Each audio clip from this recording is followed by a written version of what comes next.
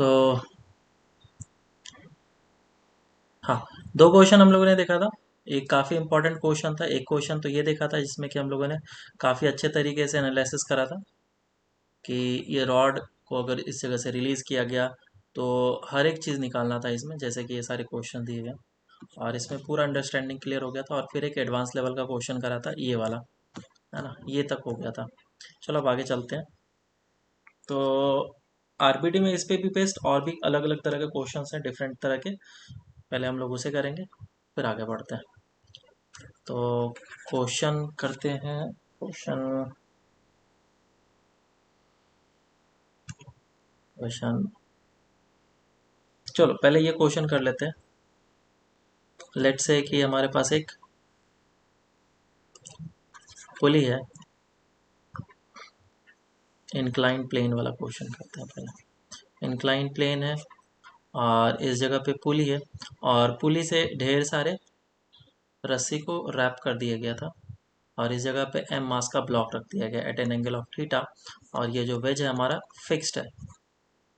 तो पहले basic question तो पूछा गया, find the acceleration of the block. अगर ये है तुम्हारा डिस्क जिसका मास m है और रेडियस r है और ये ब्लॉक है गिवन और ये फ्रिक्शनलेस सरफेस है, म्यू इज इक्वल टू 0। ठीक है, सॉल्व करो इतना ही। तो देखो काफ़ी बेसिक क्वेश्चन है और पहले इसका एफबीडी बना लेते हैं और एफबीडी बनाने के बाद फिर इस क्वेश्चन को करेंगे। तो पहले एम मास का जो ब्लॉक है इसका एफबीडी बनाया। ये जो एम मास है इस पे इस डायरेक्शन में फोर्स लगेगा एम जी साइन थीटा और पीछे की डायरेक्शन में लगेगा टेंशन। और नॉर्मल वगैरह लगेंगे लेकिन उससे मुझे मतलब है नहीं। दूसरा एफबीडी बनाया मैंने इसका, विच इज़ रिजिड बॉडी। अभी तक जो हम लोग एफबीडी बना रहे थे उसमें pure translation sorry rotation motion हो रहा था। ये जो था सिर्फ प्योर रोटेशन मोशन एक ही बॉडी का हो रहा था, दो बॉडी का हम लोग मोशन को नहीं ले पा रहे थे साथ में। अब यहाँ पे जो है इस जगह पे दो बॉडी का मोशन हो रहा है जिसमें से कि ये जो है प्योर ट्रांसलेशन मोशन कर रहा है और ये प्योर रोटेशनल मोशन कर रहा है। तो दोनों मोशन इसमें आ चुके हैं, ध्यान देना।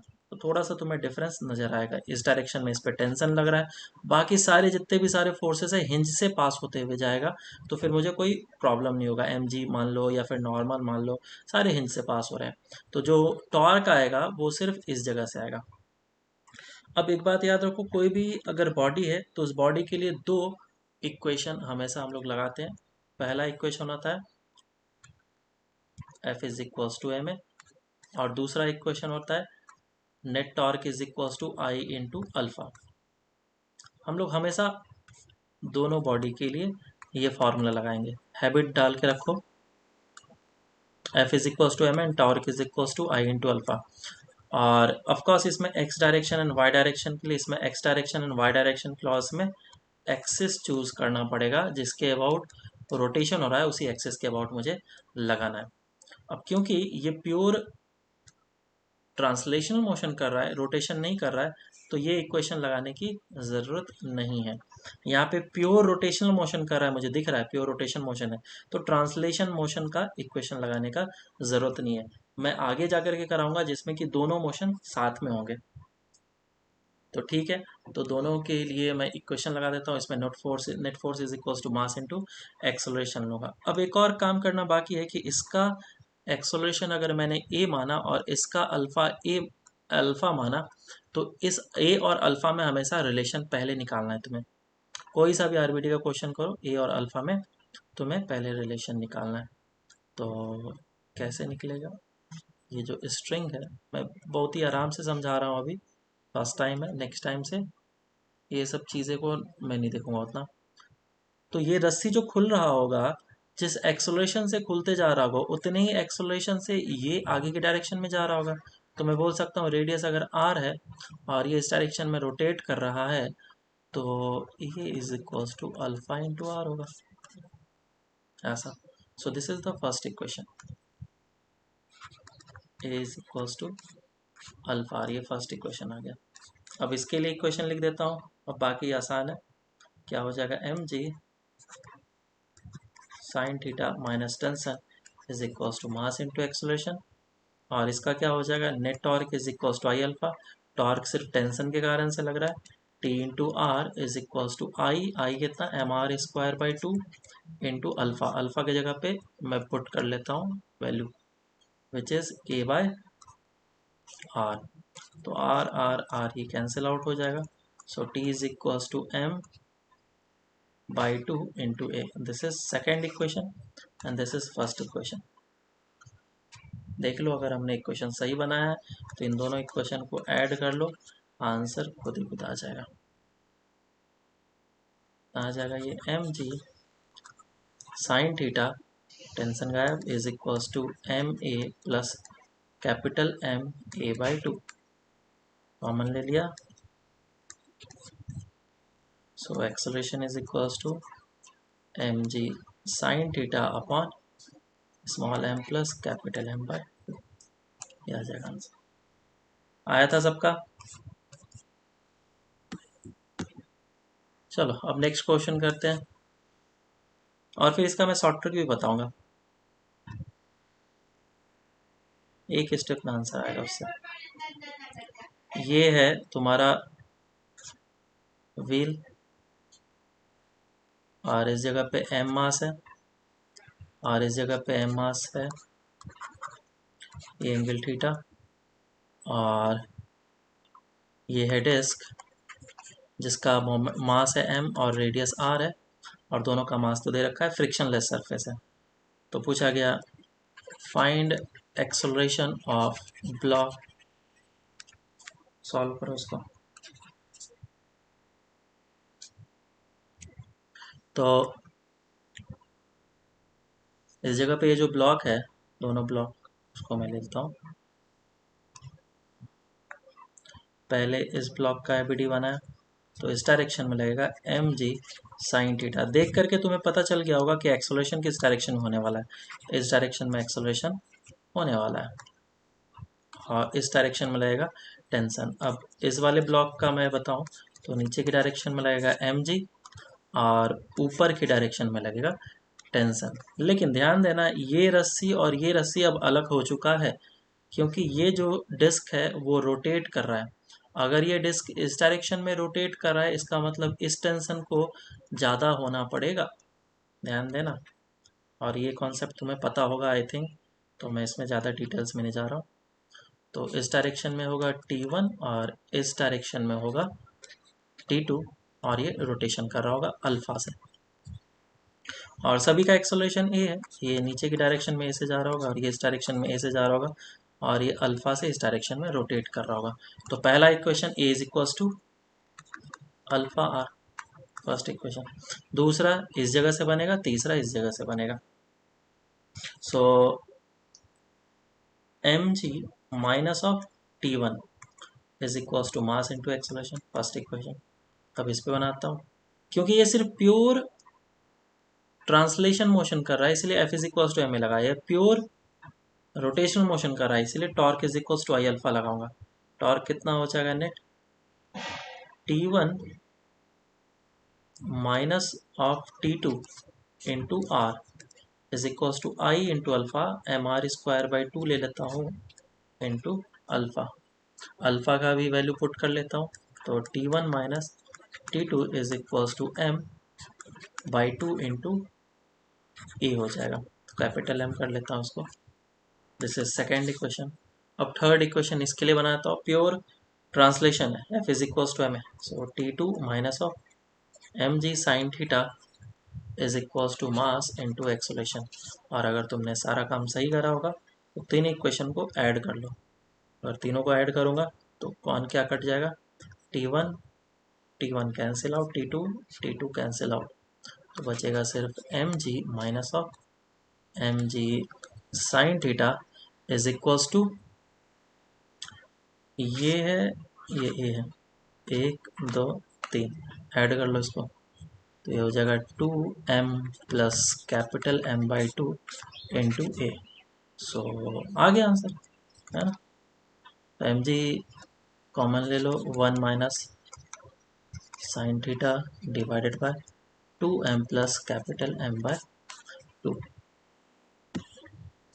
नेक्स्ट क्वेश्चन, और ये इस सेक्शन का लास्ट क्वेश्चन है इस तरह के क्वेश्चन का। ये ब्लॉक है m मास का और ये ब्लॉक है 2m मास का,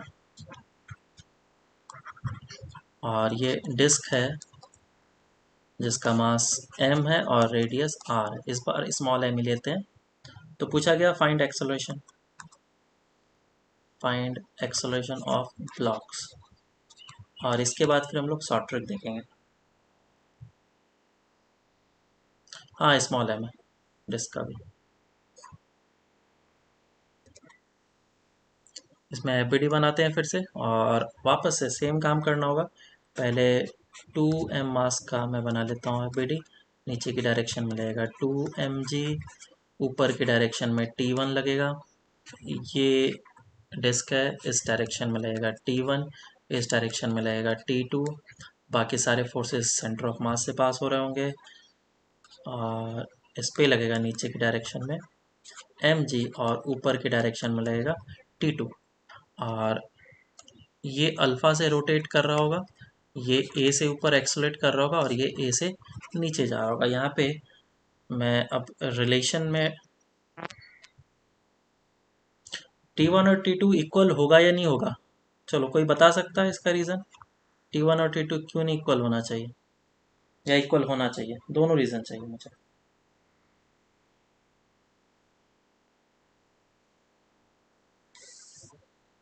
कोई नहीं बताएगा? हाँ, मैं ये अज्यूम करके चल रहा था कि तुम्हें ये पुराने चीज़ आते हैं, इसीलिए मैंने डायरेक्ट। तो क्या हो गया पुली का मास आने के बाद, क्या हो गया? कैसा क्या रीज़न आ गया कि पुली का मास आने के बाद फिर मैं टेंशन को डिफरेंट लेने लग गया?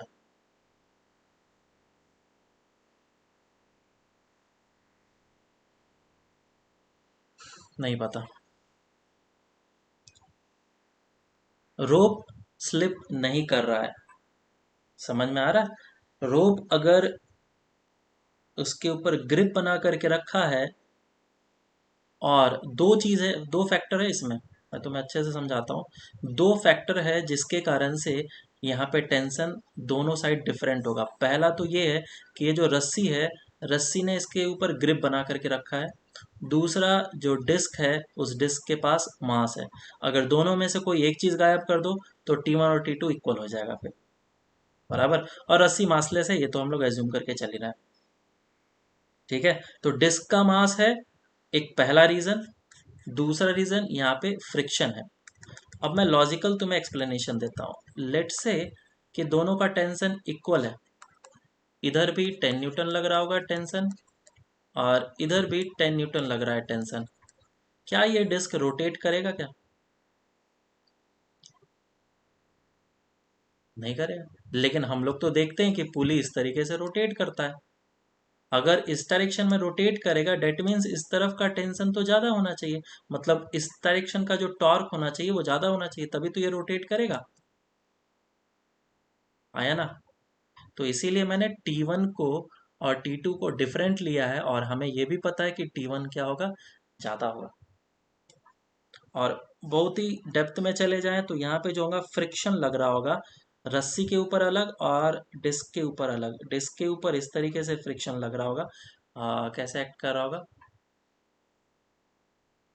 सोचो। अच्छा, पीछे की डायरेक्शन में लगेगा, तब तो पीछे रोटेट करना चाहिए। हाँ, तब तो पीछे रोटेट करना चाहिए। फ्रिक्शन इस पे टेंजेंशियली इस तरीके से लगेगा, और रस्सी के ऊपर पीछे की डायरेक्शन में लगेगा, इक्वल एंड अपोजिट फोर्सेस। ये बेसिकली स्टैटिक फ्रिक्शन होगा, नॉट काइनेटिक। ऊपर से निकल गया तुम्हारे, कुछ नहीं समझ में आया। इतना समझ लो कि ये टेंशन को होना पड़ेगा ज़्यादा, इसको होना पड़ेगा कम। अगर ऐसा नहीं होगा तो इस डायरेक्शन में रोटेशन नहीं हो पाएगा। That's it. क्लियर है? अब आगे चलते हैं, इस पे इक्वेशंस को लिखते हैं हम लोग। पहला इक्वेशन ये है कि क्योंकि रस्सी भी साथ साथ में खुलेगा और इसका रेडियस आर है, अल्फा के साथ रोटेट कर रहा है, तो a is equals to alpha into r होगा। This is first equation. First क्या मतलब जनरल इक्वेशन है जो कि हम लोग अप्लाई करेंगे। इस पे फर्स्ट इक्वेशन लगाऊंगा, सेकंड इस पे और थर्ड इस पे। तो बाकी तो कुछ है ही नहीं। 2 mg minus of T1 is equals to mass into acceleration, first equation. Second equation क्या बोल जाएगा, net torque is equals to I alpha. तो T1 minus T2 into are is equals to disc है तो m are square by 2 into alpha. Alpha कितना, a by are. ये हो गया। उसके बाद फिर क्या आ जाएगा, आर कैंसिल आउट कर लो। सो T1 minus T2 is equals to m by 2 into a. This is second equation. और third equation इससे which is T2 minus of mg. T2 minus of mg is equals to mass into acceleration. This is third equation. और सब कुछ सही किया है तो सबको ऐड कर लो। T1 cancel out, T2 cancel out हो जाएगा। फाइनल क्या आएगा, 2mg minus of mg is equals to 2m plus m by 2 plus m into a. So a is equals to mg upon, add कर लो कितना है, 3m plus 1 6 plus 7 by 2, यही आ रहा है ना। एम कैंसिल आउट हो जाएगा तो 2g/7 आ जाएगा आंसर। अब इसका शॉर्ट ट्रिक देखते हैं कैसा है शॉर्ट ट्रिक। शॉर्ट ट्रिक से जब हम लोग करेंगे तो काफ़ी काफ़ी ज़्यादा आसान होगा। करना कुछ नहीं है, तुम्हें F is equals to m a लगाना आना चाहिए अच्छे तरीके से। इसका जो मास है 2m है। नेट फोर्स क्या होता है, F net is equals to mass into acceleration. So acceleration will be equals to net external force on the system divided by total mass into acceleration, तो हट जाएगा यहाँ से टोटल मास। तो इस ये भी ए से जा रहा होगा, ये भी ए से जा रहा होगा और ये अल्फा से एक्सलेट कर रहा होगा, मतलब रोटेट कर रहा होगा। इसका मास एम होगा और 2m। अब फोर्सेस के बारे में डिस्कस कर लेते हैं क्योंकि एक्सटर्नल फोर्स मुझे लिखना है। एक्सटर्नल फोर्स के लिए क्या 2mg नीचे की डायरेक्शन में लग रहा होगा और ये एक्सेलरेशन को सपोर्ट कर रहा है, और इस तरफ लग रहा होगा mg, ये क्या कर रहा होगा, अपोज कर रहा होगा।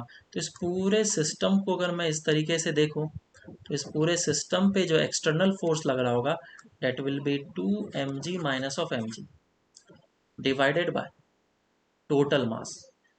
और डिस्क का मास जो है वो एक्सेलरेट करने में हेल्प नहीं कर रहा है, ध्यान से देखो इसी जगह पे mg लग रहा है, क्या उसको एक्स, हाँ है ना, टॉर्क अगर लगता ना तो भी हम लोग सोचते हैं, लेकिन यहाँ पे इसका डिस्क का जो mg है वो एक्सटर्नल फोर्स में काउंट नहीं होगा। चलो तो ये हमारा एक्सटर्नल फोर्स हो गया। अब टोटल मास लेना है। लीनियर जो मोशन कर रहे हैं, ट्रांसलेशन मोशन, उसका तो मास हम लोग आराम से लिख सकते हैं, that is 2m plus of m। लेकिन जो प्योर रोटेशनल मोशन कर रहा है उसका मास को हम लोग कैसे लिखते हैं, I/r²। बस इतना सा ही काम करना है तुम्हें और आ जाएगा आंसर।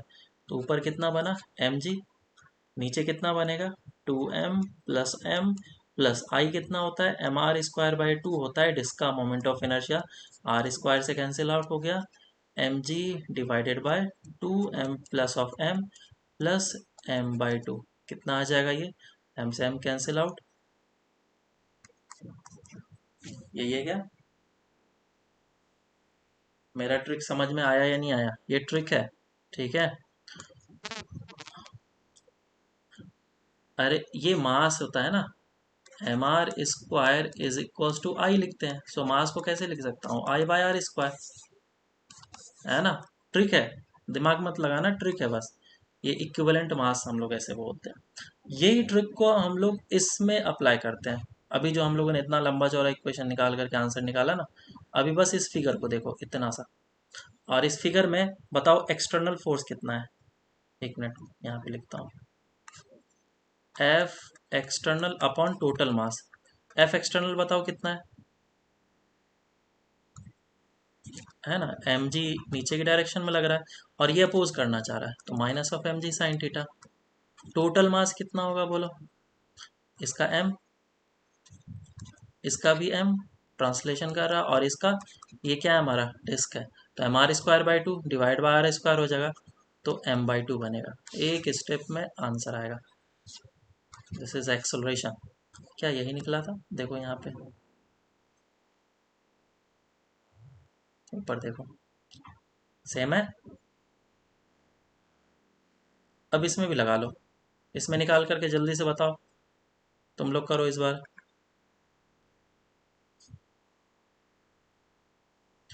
तो ये सब ऐसे क्वेश्चन है जिसको तुम बिना सॉल्व किए हुए शॉर्ट ट्रिक से कर सकते हो, लेकिन पहले मैंने इसलिए करा है इस तरीके से, जनरल मेथड से, ताकि आगे एक क्वेश्चन तो तुम्हें ऐसे ही बनाना पड़ेगा। और इसमें भी कुछ एक्सेप्शंस हैं जिसपे कि ये ट्रिक नहीं लगता है, तो मैं अभी एक क्वेश्चन उस पर दे दूंगा, तुम्हें पता चल जाएगा कि हाँ ट्रिक किस पे नहीं लगेगा और किस किस पे लगेगा। तो एक्सेलरेशन कितना हो जाएगा, external force which is m g sine theta है सिर्फ, और टोटल मास कितना है, एक लीनियर वाला एम, और ट्रांसलेशन का आई आर मतलब एम बाई टू हो जाएगा। आगे आंसर एक ही स्टेप में आएगा आंसर इसका। इधर निकाला था नीचे, ये रहा m g sine theta upon small m plus one by two. समझ में आया क्या सबको? हाँ। अब ये ट्रिक कहाँ पे नहीं लगेगा, ये ट्रिक उस जगह पे नहीं लगेगा जहाँ पे सी टी आर एम हो रहा होगा, combined translation plus rotation motion, मतलब दोनों एक ही बॉडी दोनों मोशन कर रहा हो, तो हम लोग ट्रिक नहीं लगाएंगे। या फिर कोई ऐसा मोशन जिसमें कि a is equals to alpha r hold नहीं करता है, बॉडीज के अलग अलग एक्सोलेशन है, तो नहीं लगा सकते हैं। लेट से फॉर एन एग्जांपल, ये क्वेश्चन है हमारे पास, दो डिस्क को मैंने चिपका दिया है,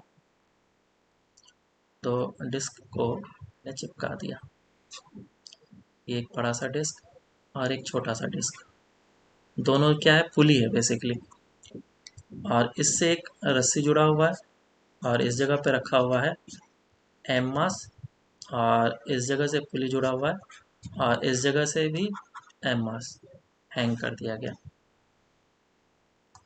इस पूरे पुली सिस्टम का जो मोमेंट ऑफ इनर्शिया दिया गया है, आई दिया गया है, और दो रेडियस होगा ऑफकोर्स, एक आर और एक टू आर, इसको मैं आर बोल लेता हूँ और इसको टू आर बोल लेता हूँ। और इसके लिए पूछा गया कि find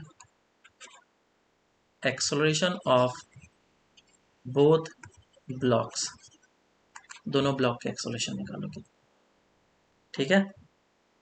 moment of inertia I है, सॉल्व करो इसको।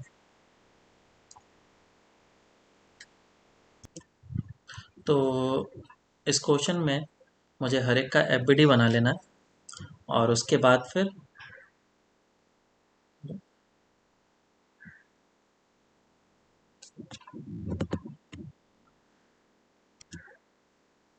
तो एफबीडी बनाते हैं पहले, ये देख लेते हैं। ये फर्स्ट ब्लॉक है, फर्स्ट ब्लॉक का एफबीडी बनेगा, तो रोटेट किधर करेगा, ये इस डायरेक्शन में जाएगा, ये ए से और ये ए से, तो इसका एम जी नीचे लगेगा और ऊपर लगेगा टी वन, ये एम है तो नीचे की डायरेक्शन में एम जी आएगा और ऊपर की डायरेक्शन में लगेगा टी टू, और इसका एक्सेलरेशन ए से होगा, और जो बड़ा सा पुली है उसमें ये रोटेट कर रहा होगा अल्फा से, इसके अबाउट, और इस पे जो टेंशन होगा ये इस जगह पे टी वन लग रहा होगा और इस जगह पे टी टू लग रहा होगा। हमें नहीं भी पता होगा तो भी मैं किसी डायरेक्शन में एज्यूम कर लूँगा।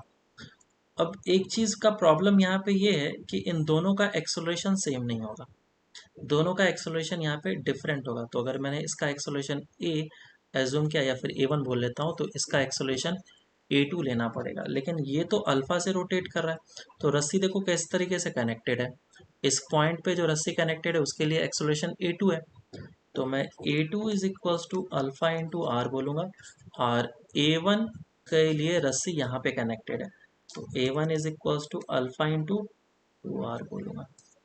तो इस तरीके से मेरा A1 और A2 निकल के आ गया। इसको अगर मैं A बोल लूँ तो A1 कितना हो जाएगा, 2A, है ना। अब मैं इक्वेशन लिख देता हूँ। तो इक्वेशन क्या आएगा, this is first, second and third.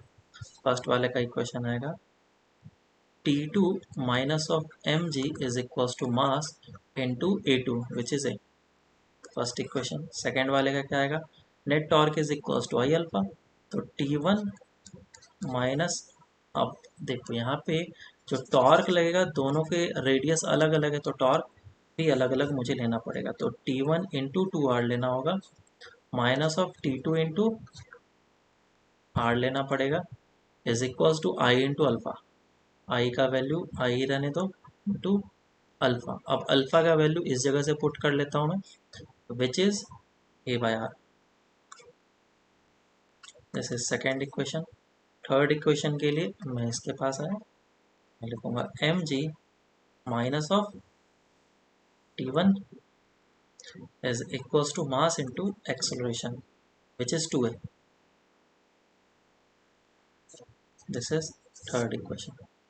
तो पहले क्या करो, ऐड करना स्टार्ट करो। इस इक्वेशन को थोड़ा सिंप्लीफाई करना होगा मुझे, आर से आर कैंसिल आउट हो जाएगा, 2T1 minus of T2 is equals to I by r square into a. ये है हमारा सेकेंड इक्वेशन जो रियल का है। तो T2 और T2 कैंसिल आउट हो सकता है, तो मैं फर्स्ट और सेकेंड इक्वेशन को ऐड कर लूँगा, उसके बाद फिर थर्ड इक्वेशन को 2 से मल्टीप्लाई कर लूँगा। तो बेटर है कि एक ही बार में कर लूँ, इसको 2 से मल्टीप्लाई कर लो, इस इक्वेशन को 2 से।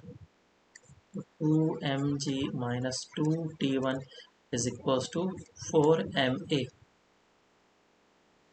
अब सारे इक्वेशन को ऐड कर लो। कौन कौन सा इक्वेशन, ये फर्स्ट, ये सेकेंड इक्वेशन और ये थर्ड इक्वेशन, इन तीनों इक्वेशन को ऐड कर लो, आंसर आ जाएगा।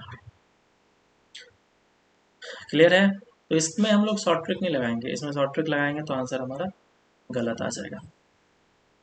चलो अब आगे चलते हैं। नेक्स्ट जो पार्ट है डेट इज इक्विलिब्रियम।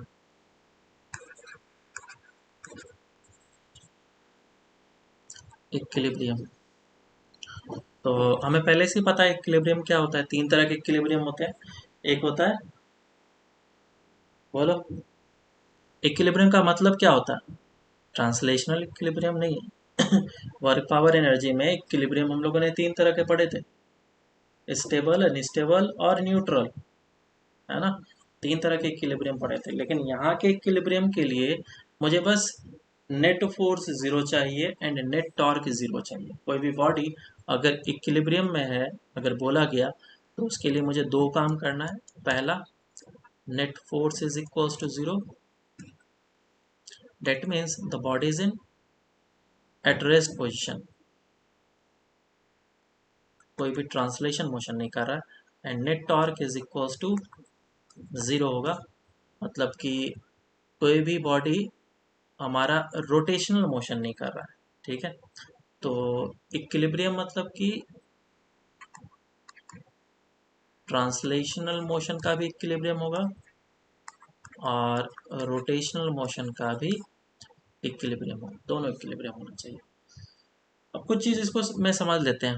ये तो आराम से हम लोग क्या कर लेंगे, सेंटर ऑफ मास पे जाकर के सारे फोर्सेस को रिप्रेजेंट करके net force in x direction is equals to zero and net force in Y direction is equals to zero कर सकते हैं। और इसके लिए हम लोग क्या करेंगे, net torque about the axis is equals to zero, या फिर net torque about other axis,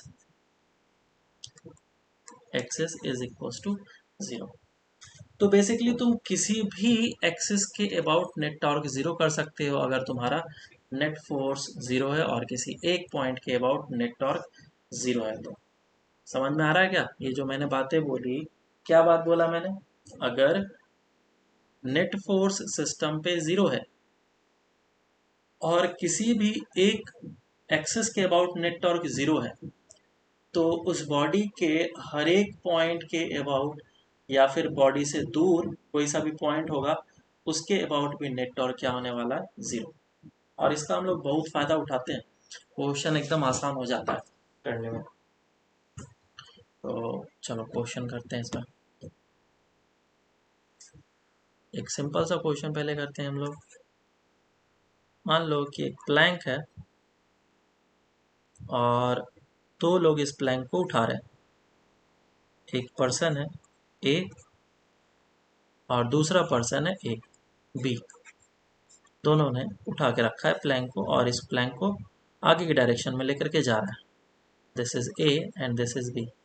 दोनों सेम हाइट का है और ये जो प्लैंक है उसका centre of mass of course इस जगह पे, प्लैंक का लेंथ एल है और मास एम है। ये जो पर्सन है ए, ये L/4 के डिस्टेंस पे है और दूसरा वाला जो पर्सन है वो L/2 के डिस्टेंस पे है। तो पूछा गया फाइंड विच पर्सन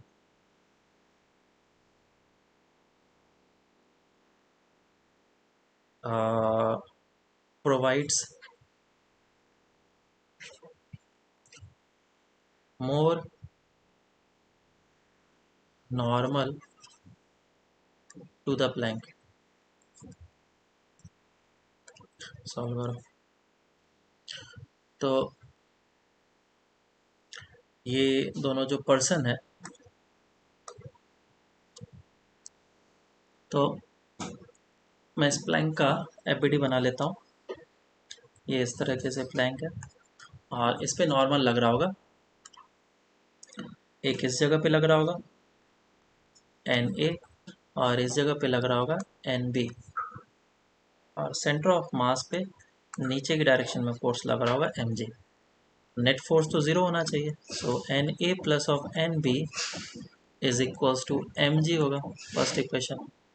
दूसरा, नेट टॉर्क भी 0 होना चाहिए क्योंकि अभी इक्विलिब्रियम है। अब नेट टॉर्क 0 करने के लिए तुम कौन सा पॉइंट चूज कर रहे हो उस पर डिपेंड करता है कि कितना जल्दी क्वेश्चन बनेगा। ठीक है, तो दो कोई सा भी पॉइंट चूज कर सकते हैं। मान लो P है, Q है, R है और S है। कौन सा पॉइंट चूज करना चाहिए? अगर Q को मैं चूज करता हूँ तो NA आएगा और NB के फोर्स के कारण से टॉर्क आएगा, दोनों वेरिएबल है। अगर अगर P को करता हूँ तो NB तो मेरा गायब हो जाएगा, तो सिर्फ NA बचेगा। तो एक ही इक्वेशन से हमारा आंसर आ जाएगा, फिर इसकी जरूरत भी नहीं पड़ेगी। तो नेट टॉर्क के अबाउट पॉइंट P क्या कर ले, 0। तो 0 करा मैंने, तो क्या आ जाएगा, इसके कारण से तो 0 और mg के कारण से टॉर्क जितना होगा उतना ही na के कारण से टॉर्क होना चाहिए। mg के कारण से टॉर्क होगा mg इंटू L/2 और na इंटू कितना हो जाएगा टोटल डिस्टेंस इस जगह से, इट इज 3L/4 है ना। सॉल्व कर लो इसको, L से L कैंसिल आउट हो जाएगा, 2 से 2 कैंसिल आउट हो जाएगा। So na will be equals to 2mg/3, ये आंसर आ जाएगा।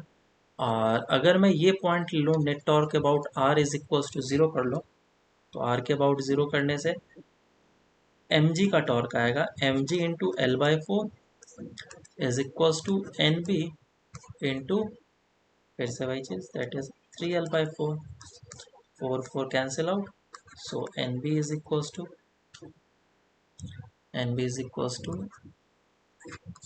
mg/3। तो इन दोनों को ऐड करो, क्या mg के बराबर आ रहा है? यहाँ पे क्योंकि लिखा था आ रहा है, तो हमने सही काम करा। नेक्स्ट क्वेश्चन करते हैं एस सी वर्मा का।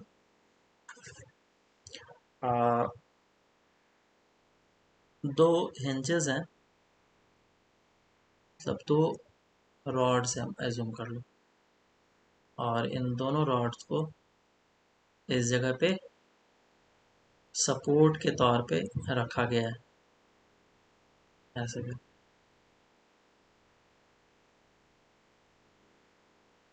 इस तरीके से रखा गया और इस जगह से एक लोड को हैंग कर दिया गया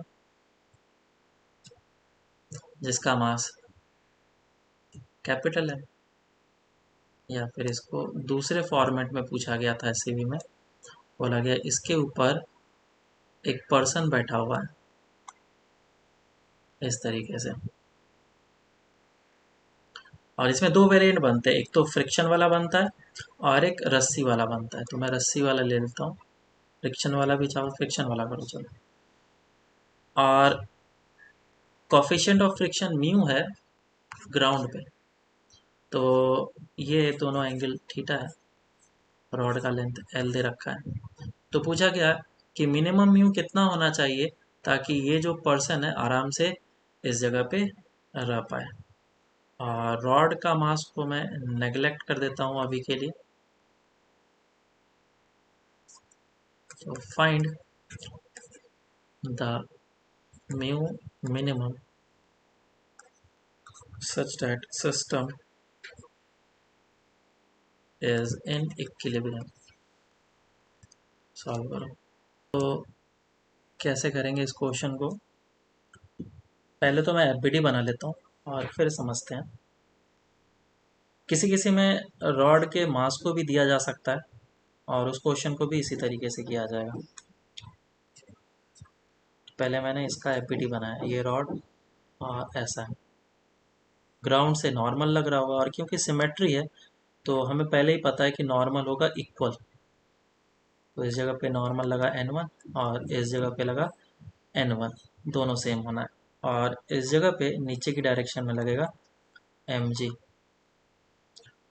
और जो फ्रिक्शन होगा वो इस डायरेक्शन में लग रहा होगा और वो भी सेम। तो वर्टिकल डायरेक्शन में बैलेंस कर लेते हैं तो 2n कितना हो जाएगा mg के बराबर। So normal will be equals to mg/2।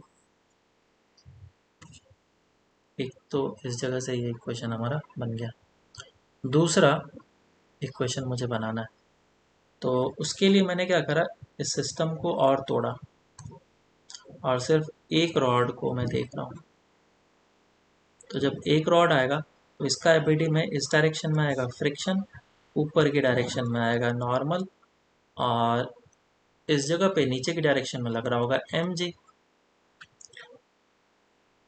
और इसके पास तो मास है नहीं, तो मैं किस पॉइंट के about net torque is equals to 0 करूँ, पी क्यू आर।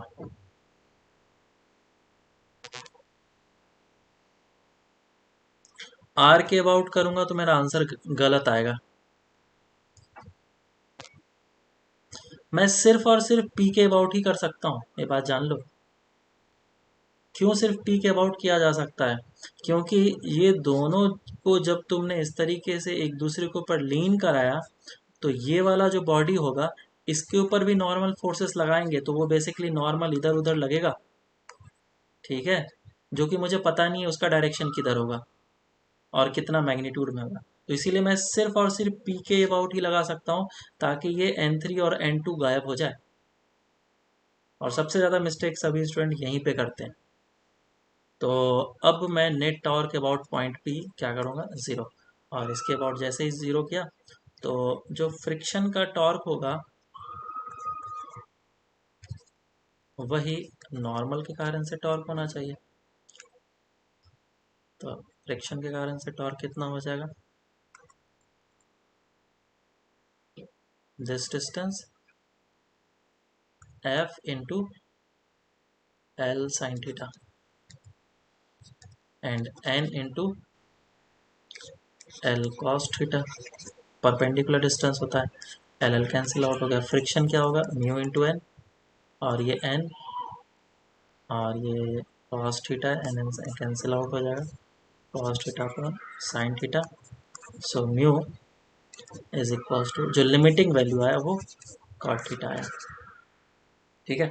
अब अगर सोचो कि इस जगह पे भी फोर्सेस लग रहे होते, एम जी किसी भी डायरेक्शन में हो सकता था, तो नीचे की डायरेक्शन में mg लगता, मुझे उसका भी टॉर्क कंसीडर करना पड़ता है। एक और क्वेश्चन पूछा जाता है जो कि लेडर वाला प्रॉब्लम होता है। लेडर प्रॉब्लम में क्या करते हैं, बोला जाता है कि सीडी है और थीटा एंगल पे लीन किया हुआ है, तो बोला गया कि अगर इसमें कोफिशिएंट ऑफ फ्रिक्शन म्यू है और ये फ्रिक्शनलेस सरफेस है, तो बताओ ये जो आदमी है लेडर पे कितने हाइट तक चढ़ सकता है, ये तुम्हें निकालना है। मास इसका m दे दिया गया और लेडर का भी स्मॉल m मास दे दिया गया, कितने हाइट तक चढ़ सकता है।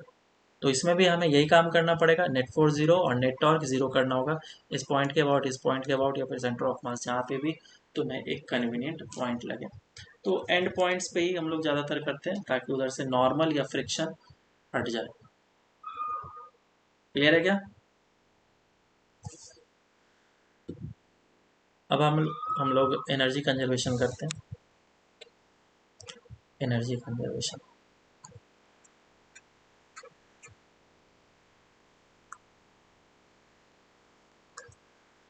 एनर्जी कंजर्वेशन तो work done by all the forces is equals to change in its kinetic energy होता है। लेकिन जब मैं काइनेटिक एनर्जी की बात करता हूँ तो काइनेटिक एनर्जी दो के कारण से होता है। एक प्योर ट्रांसलेशन मोशन होता है, उसके लिए काइनेटिक एनर्जी किस तरीके से लिखा जाता है, हाफ एम वी स्क्वायर से। लेकिन अगर प्योर रोटेशनल मोशन होगा उसके लिए काइनेटिक एनर्जी कैसा लिखा जाएगा, ये ट्रांसलेशन का और ये रोटेशन का, ये हो जाएगा हाफ आई ओमेगा स्क्वायर। और अगर दोनों मोशन साथ हो रहे होंगे सी टी आर एम, उसमें दोनों के काइनेटिक एनर्जी को मुझे ऐड करना पड़ेगा, half of I omega square total kinetic energy, ऐसा। तो एनर्जी कंजर्वेशन में मुझे इस बात का ध्यान रखना है। चलो तो इस पे एक सिंपल क्वेश्चन करते हैं। लेट से क्वेश्चन ऐसा दे रखा है कि ये एक डिस्क है,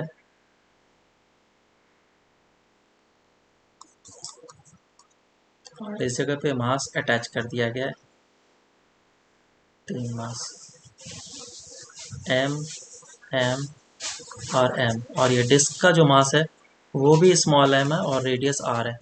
तो पूछा गया है फाइंड ओमेगा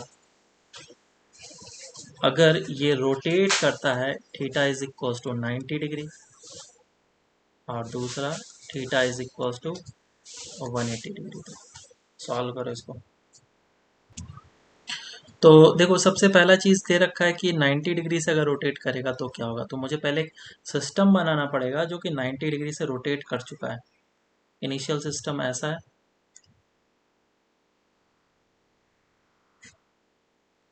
इस जगह पे मास, इस जगह पे और इस जगह पे एम एम एम, और अब मेरा सिस्टम 90 डिग्री से रोटेट कर चुका है, तो एक मास इस जगह पे आ जाएगा, एक मास इस जगह पे आएगा, और इस जगह पे दूसरा मास आएगा,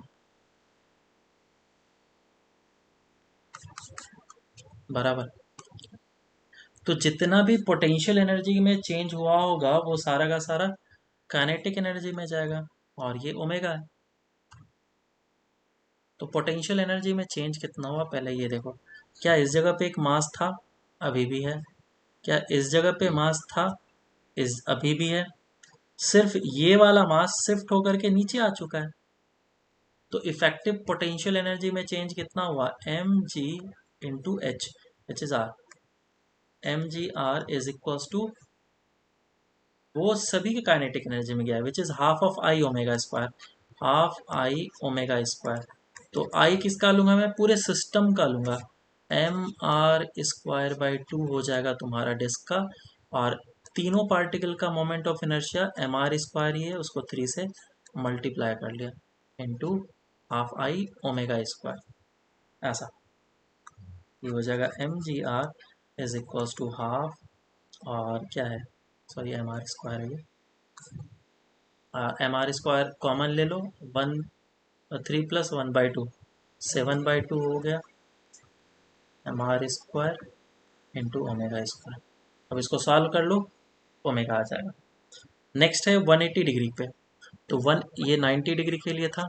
180 डिग्री में सिचुएशन कैसा हो जाएगा, ये जो चीज़ है ये कैसा दिखेगा, ये वाला चीज़ ऊपर आ चुका होगा थोड़ा, तो ये यहाँ पे पहुँच जाएगा।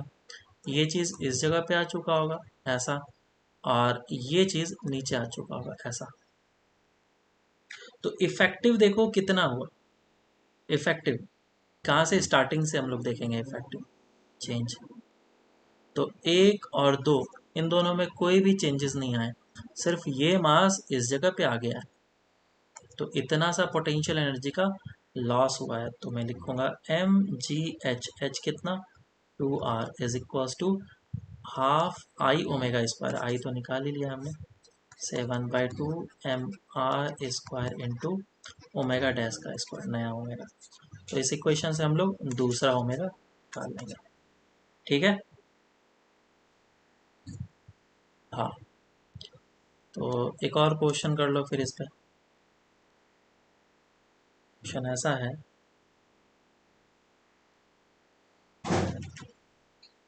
हाफ कॉस, इस जगह पे एक रॉड है उसको हिंज कर दिया है, और इस जगह पे एक मास है m, और इस जगह पे एक मास है m।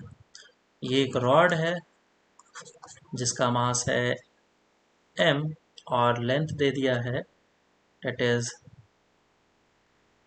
3l, मास है 2m, और लेंथ दिया गया 3l, और इसको रिलीज किया गया 53 डिग्री के एंगल से। Find omega when rod becomes vertical,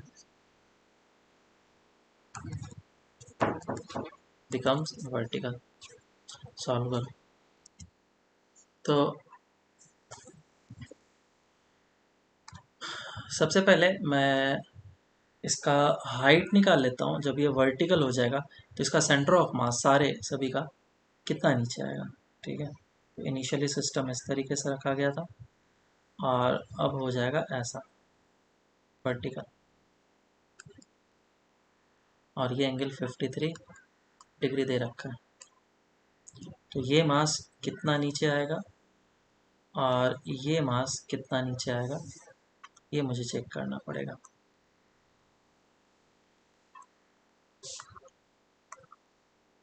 ये चीज़, तो अगर ये लेंथ L है तो ये लेंथ कितना हो जाएगा, L sign 53 which is 4l/5, और ये कितना हो जाएगा, जस्ट उसका आधा 2l/5। L कितना दे रखा है, 3l, तो 12l/5 होगा ये, और ये बनेगा 3 है ना, 6l/5। अब पोटेंशियल एनर्जी कितना गया, इस वाले का तो पोटेंशियल एनर्जी mgh होगा, mgh, ये कितना होगा 3l, और ये कितना होगा 3l/2। तो कितना आ जाएगा, ये 3l plus of 12l/5, sorry 12l/5 plus of M G, इसका मास m दिया हुआ है, इसका भी मास m, mgh, h का वैल्यू कितना 3l/2 प्लस ये वाला height which is 6l/5, 6l/5, और जो रॉड है उसका भी सेंटर ऑफ मास तो इसी जगह पे है, और उसका मास कितना है 2m। तो मुझे ये 3m लिख लेना चाहिए क्योंकि 3 मासेस हो गए, is equals to half of I omega square. अब सिस्टम का आई लिखना होगा, सिस्टम का आई कितना होगा, ml² 3 है ना, ml² 3 plus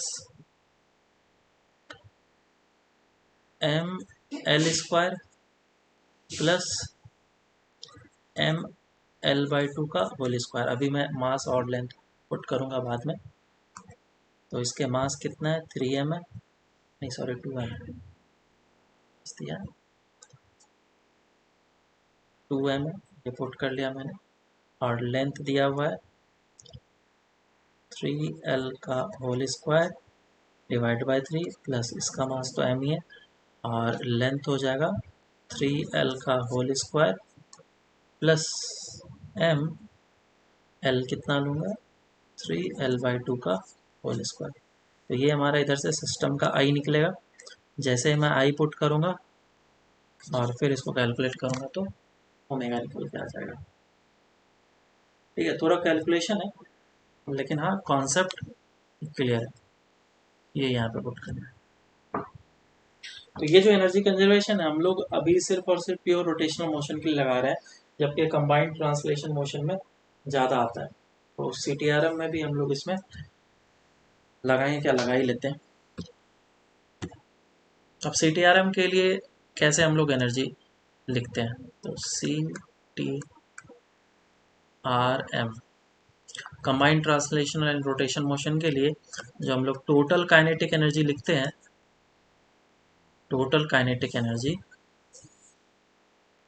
that is equals to kinetic energy due to translation motion plus kinetic energy due to rotational motion।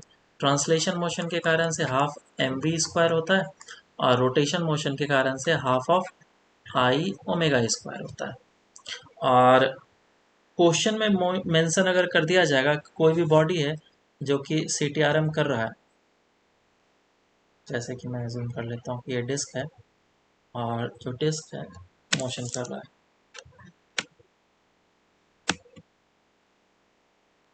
CTRM मतलब ये v वेलोसिटी से आगे भी जा रहा है और ओमेगा से और रोटेशन भी कर रहा है, प्योर रोलिंग कर रहा है।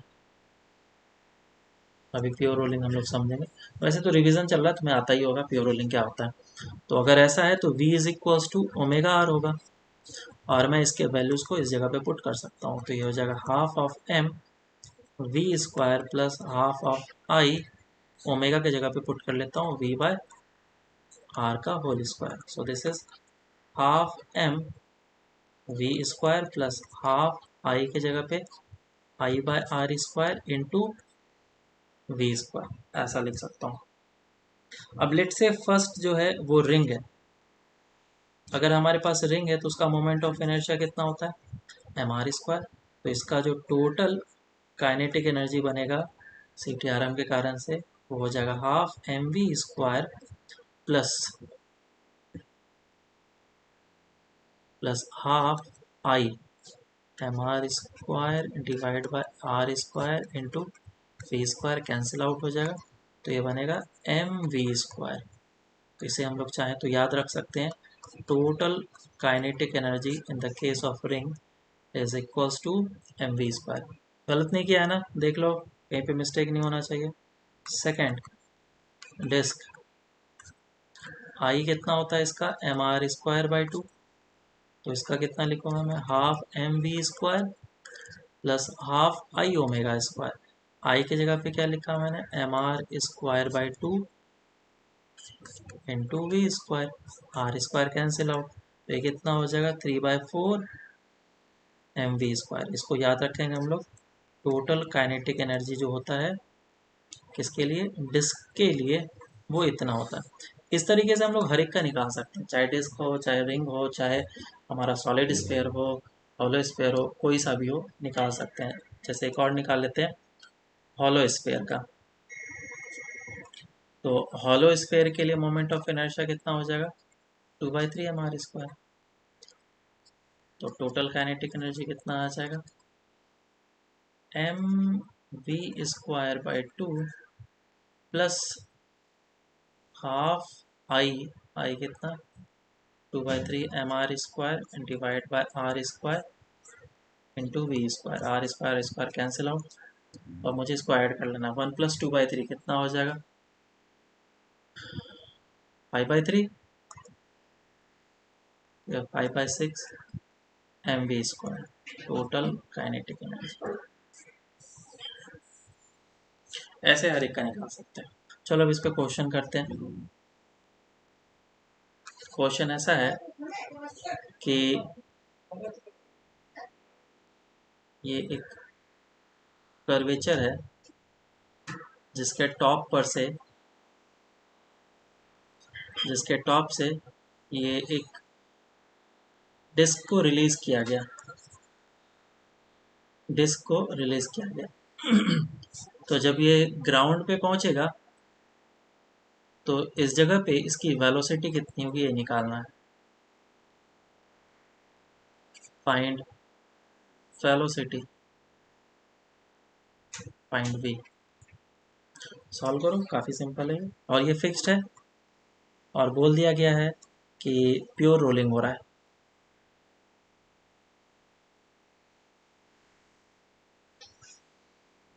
डिस्क का मास m और रेडियस r।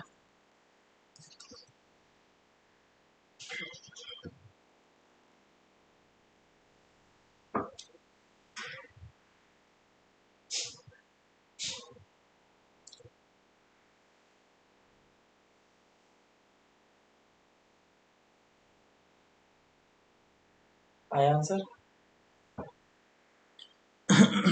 तो इसका जो सेंटर ऑफ मास है वो इस जगह पे है और अब सेंटर ऑफ मास इस जगह पे आ जाएगा, तो कितना हाइट नीचे गया। तो मान लेता हूँ कि ये जो रेडियस है काफ़ी छोटा है, तो वो हाइट h आ जाएगा।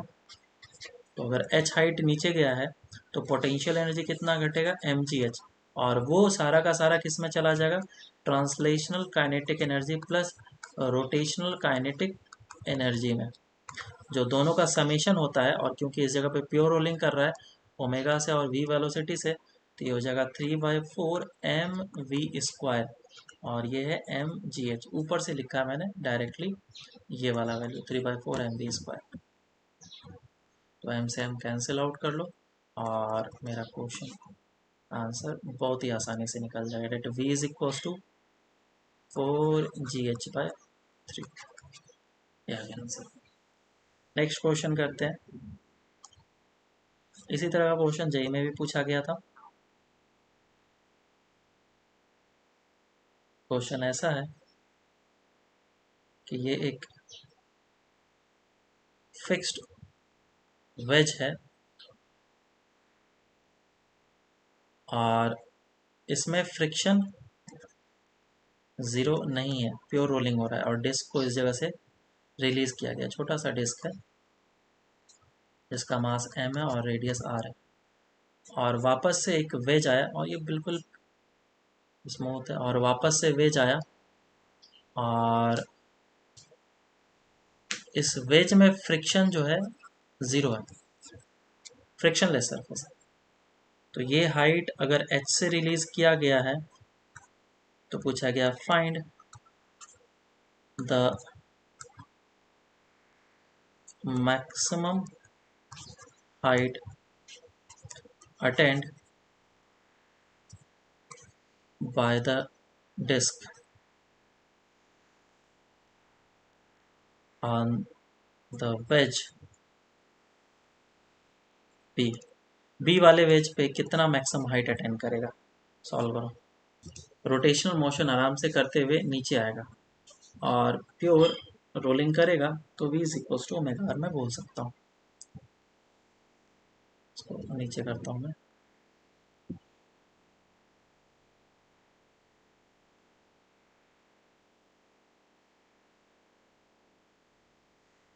ऐसा है।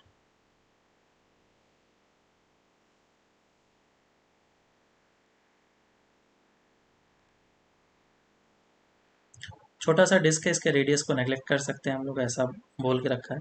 जब वो इस जगह पे पहुंचेगा तो क्योंकि इसके पास फ्रिक्शन है और ये प्योर रोलिंग करेगा तो इस तरीके से होते हुए नीचे आएगा और इसके पास काइनेटिक एनर्जी कितनी आ जाएगी हमें पता है। डेट काइनेटिक एनर्जी जो आ जाएगी that will be half of I omega square plus half of mv² आ जाएगा। This is total kinetic energy. तो इसी दोनों को अगर मैं सम किया था तो ये आया था 3/4 mv², और ये mgh के बराबर होगा। This height is h। Mass mass cancel out हो गया, वेलोसिटी आ गया √ऑफ 4gh/3। इतनी वेलोसिटी इसके पास होगी। लेकिन जब वो इसके ऊपर चढ़ना स्टार्ट करेगा तो फ्रिक्शन नहीं होने के कारण से इसका रोटेशन तो होते ही रहेगा। वो इस डायरेक्शन में रोटेशन कर रहा था ओमेगा से, तो अभी भी वो ओमेगा से ही रोटेशन करते रहेगा। क्यों? क्योंकि फ्रिक्शन है ज़ीरो। इसका मतलब rotational kinetic energy will remain constant, that will not change, and translational kinetic energy जो है वही कन्वर्ट हो जाएगा पोटेंशियल एनर्जी में। तो ट्रांसलेशनल काइनेटिक एनर्जी क्या होता है? हाफ एम वी स्क्वायर, और पोटेंशियल एनर्जी आ जाएगा एम जी एच डैश। मान लेता हूँ एच डैश हाइट तक पहुँचेगा, तो एम वेलोसिटी का स्क्वायर लिखता हूँ मैं, 4 GH divide by 3 is equals to M G H dash. M से एम कैंसिल आउट, जी से जी कैंसिल आउट हो जाएगा, 2 कैंसिल आउट हो जाएगा। So H dash will be equals to 2H/3। ये आ जाएगा हमारा आंसर। समझ में आया क्या सबको?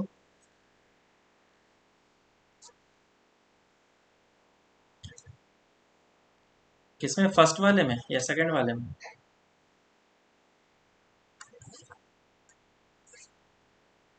फर्स्ट वाले में फ्रिक्शन तो कंसीडर किया है, तभी तो ये प्योर रोलिंग हो रहा है। और फ्रिक्शन के कारण से वर्क नहीं होगा, प्योर रोलिंग में वर्क नहीं होता है फ्रिक्शन के कारण से। ठीक है। स्टैटिक फ्रिक्शन लगता है ना। वर्क पावर एनर्जी में मैंने अच्छे तरीके से ये सब चीज़ें बताए हैं तुम्हें।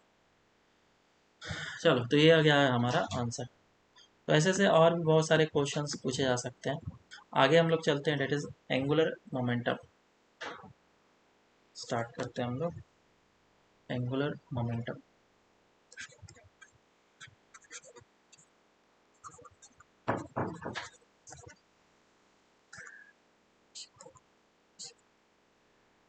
एंगुलर मोमेंटम, तो किसी भी रिजिड बॉडी का एंगुलर मोमेंटम हम लोग कैसे लिखते हैं? तो दो तरीका होता है लिखने का एंगुलर मोमेंटम, एक पॉइंट के अबाउट और एक एक्सिस के अबाउट। जैसा कि हम लोगों ने टॉर्क लिखा था पॉइंट के अबाउट और एक्सिस के अबाउट, तो पॉइंट के अबाउट लिख लेते हैं पहले। अबाउट एनी पॉइंट, तो किसी भी पॉइंट के अबाउट एंगुलर मोमेंटम, लेट से इस जगह पे पार्टिकल है और मुझे वी वेलोसिटी से जा रहा है और इसका मास m है, मुझे o के अबाउट इसका एंगुलर मोमेंटम लिखना है। So this is R vector. तो एंगुलर मोमेंटम को हम लोग L से डिनोट करते हैं। So L vector is equals to R cross P। ये होता है R क्रॉस P। तो L का मैग्नीट्यूड कितना लिखूंगा मैं? R P into sine theta, जिसको मैं ऐसे भी लिख सकता हूँ L is equals to R perpendicular into P, या फिर P perpendicular into R, where P is momentum. और P को अगर मैं मोमेंटम बोल दिया विच इज mv, और इसका भी वैल्यू पुट कर लें, तो L जो सबसे बेस्ट इक्वेशन मतलब निकल करके आता है फॉर्मूला mv/r परपेंडिकुलर, ये बेस्ट फार्मूला निकल के आता है। और इसको हम लोग याद रखेंगे that L is equals to mv/r perpendicular. R perpendicular क्या होता है? ये एंगल थीटा है, दिस इज R वेक्टर। तो परपेंडिकुलर किसके? वेलोसिटी वेक्टर के perpendicular, so this is the velocity vector. और इसके परपेंडिकुलर ये कहलाता है आर परपेंडिकुलर, क्योंकि इसका वैल्यू हो जाता है आर साइन थीटा, और आर साइन थीटा में इस जगह से निकाल सकता हूँ। नेक्स्ट, ये अबाउट एनी पॉइंट हो गया। नेक्स्ट होता है about any axis. About any axis, तो किसी भी एक्सेस के अबाउट एंगुलर मोमेंटम जो हम लोग लिखते हैं वो आई इंटू ओमेगा लिखते हैं। कैसे करते हैं? डेरिवेशन है, उसके लिए डेरिवेशन पे मैंने जा रहा हूँ। क्या करते हैं, इस एक्सिस के अबाउट ओमेगा से रोटेट करते हुए एज्यूम करते हैं, और हर एक पार्टिकल का फिर मोमेंटम लिखते हैं और फिर ऐड कर लेते हैं। तो mv1 plus mv2 plus mv3 up to so on कर लेते हैं। ये एल आ जाएगा नेट, और इधर से ये फिर निकल के आता है I into omega. So this is L about an axis, किसी भी एक्सिस के अबाउट एल हम लोग इस तरीके से लिखेंगे। क्लियर है क्या? कोई दिक्कत किसी को? ये हम लोग किसके लिए अप्लाई करेंगे? पॉइंट मास के लिए ज़्यादातर, और कोई भी रिजिड बॉडी हो तो रिजिड बॉडी के लिए ये फॉर्मूला हम लोग अप्लाई करेंगे तो ज़्यादा अच्छे से आंसर आएगा। क्वेश्चन करोगे तो तुम्हें खुद ही समझ में आने लग जाएगा। पहले कुछ क्वेश्चंस करते हैं। लेट से इस जगह पे एक मास है m, जिसकी वेलोसिटी ऊपर की डायरेक्शन में है v, और इसका कोऑर्डिनेट दे रखा है 3,4। एक पॉइंट है O, ये पॉइंट है A, ये पॉइंट है B,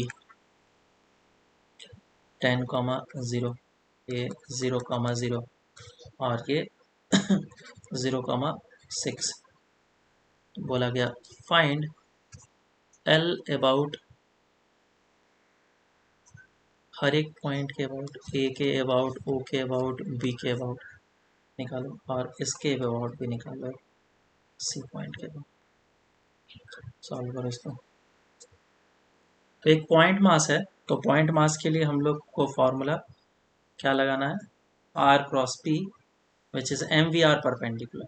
ठीक है, तो पहला मैं लिया O के अबाउट ले लेता हूँ। तो अगर पॉइंट O के अबाउट लूँगा, MVR परपेंडिकुलर देखना होगा, तो O से परपेंडिकुलर ड्रॉप करना होगा मुझे इस वेलोसिटी वेक्टर पे। परपेंडिकुलर ड्रॉप करा, कितना आ रहा है? दिस लेंथ इज x वाला लेंगे, डेट इज 3। तो मास हो जाएगा m, वेलोसिटी v, और r हो जाएगा 3, r परपेंडिकुलर, तो 3mv आ जाएगा। अब डायरेक्शन के लिए r क्रॉस p करेंगे, तो r क्रॉस p मतलब कि इस तरीके से रोटेट करेगा और इस तरीके से रोटेशन करेगा, तो that will be in upward direction. ठीक है, दूसरा है ए के अबाउट, एल अबाउट ए। ये जो हमारा पॉइंट ए है, अब इसी वेलोसिटी वेक्टर से परपेंडिकुलर ड्रॉप करो, तो परपेंडिकुलर ड्रॉप करेंगे तो कितना आएगा? फिर से 3 आएगा, तो एम वी इंटू 3, ये हो जाएगा 3mv। और डायरेक्शन किधर होगा?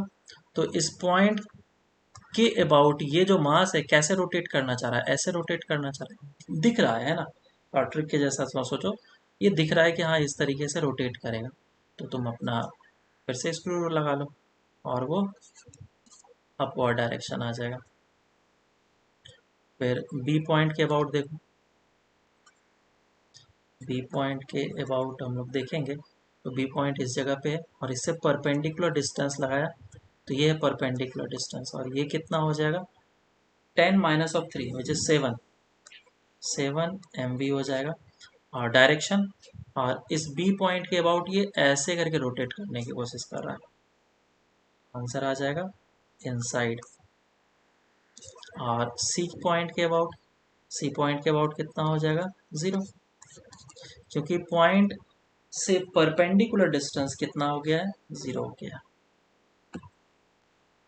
Next question,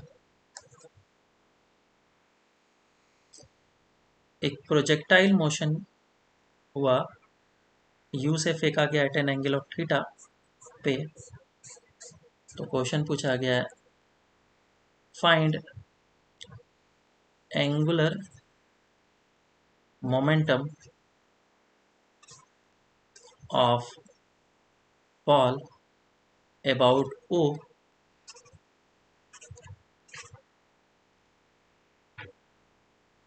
as a function of time.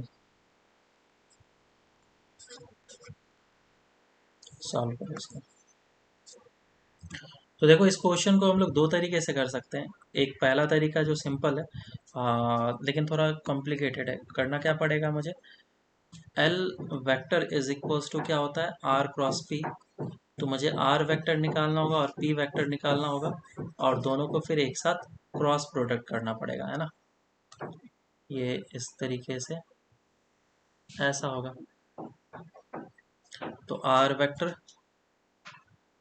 ये वाला होगा, जिसमें कि हम लोग एक्स आई कैप निकालेंगे प्लस वाई जे कैप निकालेंगे। एक्स कितना हो जाएगा, you cos theta into t, और वाई कितना हो जाएगा, s is equal to u t plus half a t square लेंगे, which is u sine theta into t minus half g t square.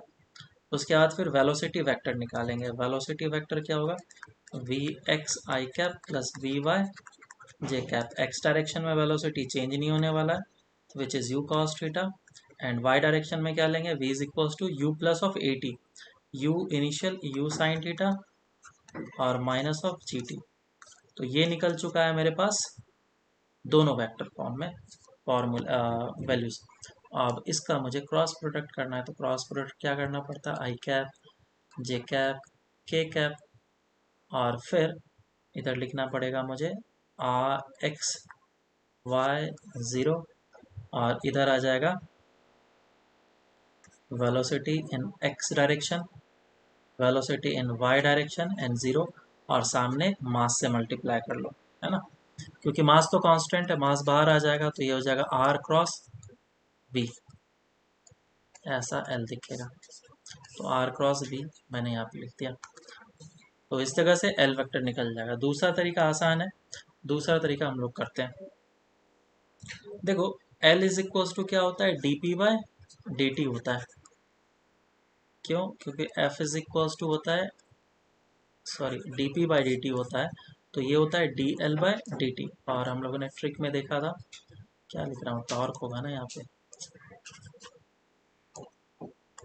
Torque is equal to D L by D T होता है ना, और F is equal to D P by D T होता है। जहाँ पे भी एफ है उस फॉर्मूले में उसको टॉर्क से रिप्लेस करते हैं, जहाँ पे भी पी गिवन है उसको एल से रिप्लेस करते हैं, जिस जगह पे एम गिवन है उसको आई से रिप्लेस करते हैं, ए दिया है तो अल्फा से रिप्लेस करते हैं, वी दिया है तो ओमेगा से रिप्लेस करते हैं। ये सारा हमारा रिप्लेसमेंट का तरीका था, और हम लोग इससे कोई भी फॉर्मूलेज वगैरह बना सकते हैं।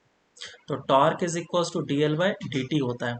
याद करो हम लोगों ने टॉर्क निकाला था, अगर किसी भी पार्टिकल को फेंका जाए इस डायरेक्शन में यू स्पीड से, तो किसी भी इंस्टेंट ऑफ टाइम पे इसका टॉर्क कितना होगा वो हम लोग निकाल लिए थे। एम जी जो होगा वो ऑलवेज नीचे की डायरेक्शन में लगेगा, और इससे जो डिस्टेंस होगा u cos theta into t होगा। So torque is basically equal to कितना, u cos theta into M G into t. This is torque as a function of time. और इसी को अगर मैं इंटीग्रेट कर लूंगा, इसी को इंटीग्रेट कर लूंगा, तो क्या मुझे L final minus of L initial is equal to integration torque D T, या फिर डायरेक्टली इंटीग्रेट कर लो, फिर कांस्टेंट का वैल्यू वगैरह बाद में पुट कर लेंगे। तो ये हो जाएगा L is equal to, torque का वैल्यू पुट करो, U cos theta into M G into T integration D T. Time का इंटीग्रेशन कहाँ से कहाँ तक जाएगा, ज़ीरो से लेकर के टी तक जाएगा। तो यहाँ पे कितना आ जाएगा, you cos theta M ji into T square by two. So this will be the L as a function of time, है ना। और इनिशियल कितना होगा, क्योंकि मैंने यहाँ पे इनिशियल और फाइनल लिखा है, तो ये हो जाएगा L final minus of L initial. मुझे उस पॉइंट के अबाउट देखना है, तो इनिशियली क्योंकि इसी पॉइंट पे था और इस जगह से पास होगा तो आर परपेंडिकुलर हो जाएगा zero, so L initial will be zero. बात समझ में आई क्या। तो ये एक दूसरा तरीका है जिससे हम लोग क्वेश्चन को करेंगे, और इस पे कॉन्सेप्ट पे बेस भी अच्छे अच्छे क्वेश्चन बनते हैं। ये torque is equal to D L by D T जो मैंने बताया, ठीक है। नेक्स्ट क्वेश्चन करते हैं। क्वेश्चन ऐसा है इस बार कि ये हमारे पास एक मास दे रखा है और इसका लेंथ एल दे रखा है, और वर्टिकल से एंगल है थीटा। हाँ बोलो। हाँ क्या बोल रहे हो उस पहले वाले।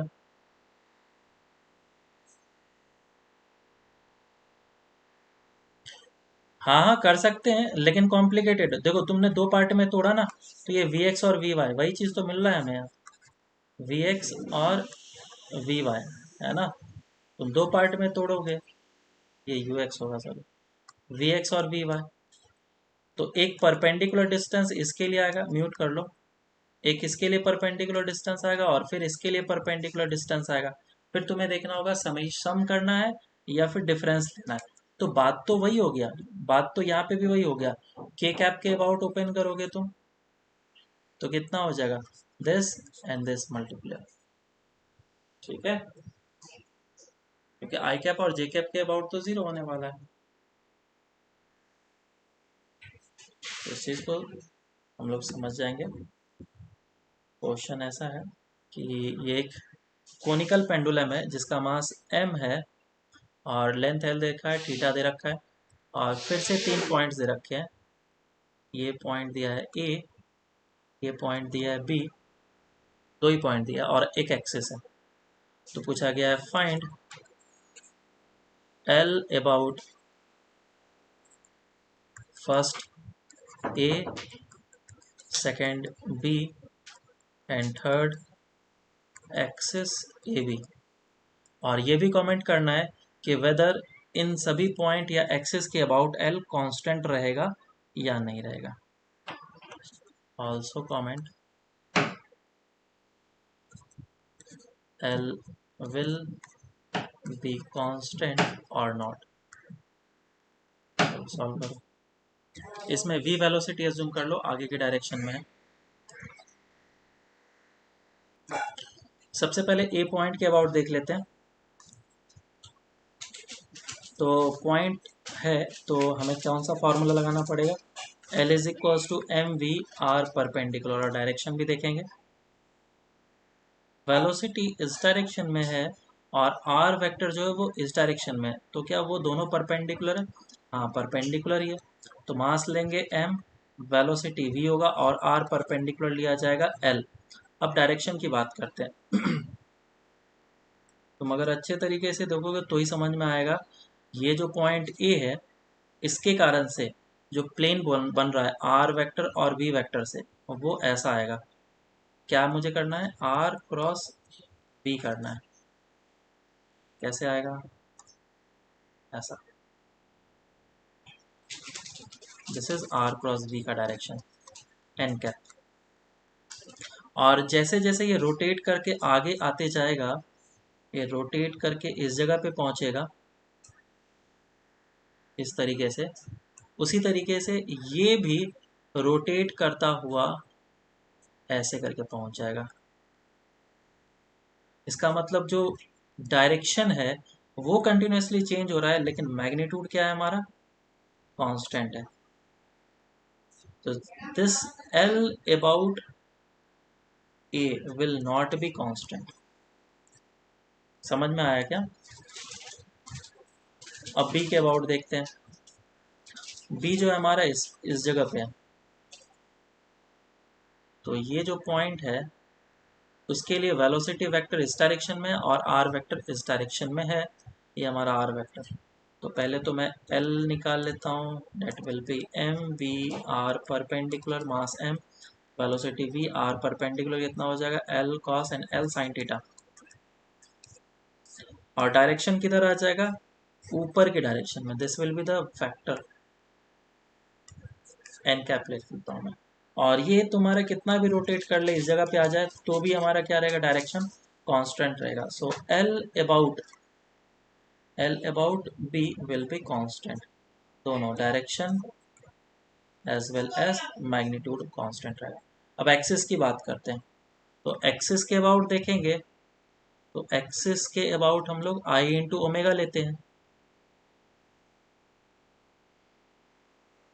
आई इंटू ओमेगा। और ये जो होता है एम वी आर परपेंडिकुलर के बराबर ही आ जाता है। ये हो जाएगा एम वी आर, रेडियस कितना हो जाएगा इसका, L cos and sign theta, और जो डायरेक्शन होगा वो ऊपर की डायरेक्शन में आएगा, वेलोसिटी इस डायरेक्शन में, और ये ऊपर की डायरेक्शन में आएगा, and this will B also constant.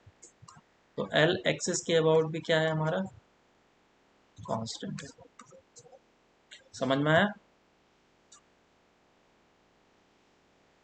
I into omega जब हम लोग लिखते हैं तो आई क्या होता है एम आर स्क्वायर, और वी क्या होता है V is equal to omega R. तो क्या लिखूंगा ओमेगा को मैं वी बाय आर, ये हो जाएगा M R into V which is M V R. R क्या है हमारा रेडियस या फिर परपेंडिकुलर डिस्टेंस। क्लियर है क्या? आगे चलते हैं। तो मान लो कि क्वेश्चन दिया गया कि एक हमारे पास डिस्क है और डिस्क के बीच में एक रॉड को कनेक्ट कर दिया गया, इस जगह पे हिंज कर दिया। दिस इज डिस्क जिसका मास 2m है और रेडियस r है, और इस जगह पे रॉड है जिसका मास 3m है, और ये जो है ओमेगा से इस डायरेक्शन में रोटेट कर रहा है। तो पूछा गया find L of system about the hinge point or axis, about the axis। Solve करो इसको। तो देखो इसके लिए क्या करना पड़ेगा मुझे, सिंपल है। इन दोनों को पहले सारा देखो कौन कौन से बॉडी रोटेट कर रहे हैं। तो एक हमारे पास रॉड है जो रोटेट कर रहा है, एक हमारे पास डिस्क है जो रोटेट कर रहा है। ये दोनों चीज़ रोटेट कर रहे हैं और दोनों का मुझे L लिखना पड़ेगा। तो L of system will be equals to L1 plus of L2। एक मिनट। तो L of system is equals to L1 plus of L2। तो ये